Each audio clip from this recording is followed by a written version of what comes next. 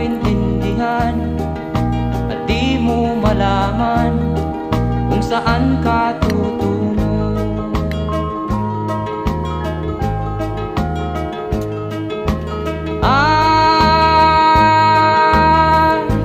Kung nakamit mo na ang pangarap, di pa rin masiyahan, ang nais mo'y madagdagan, limot mo na ang iyong pinagmulan.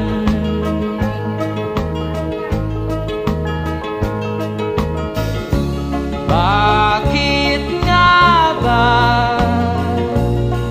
ganito? Ang tao'y walang kasiyahan.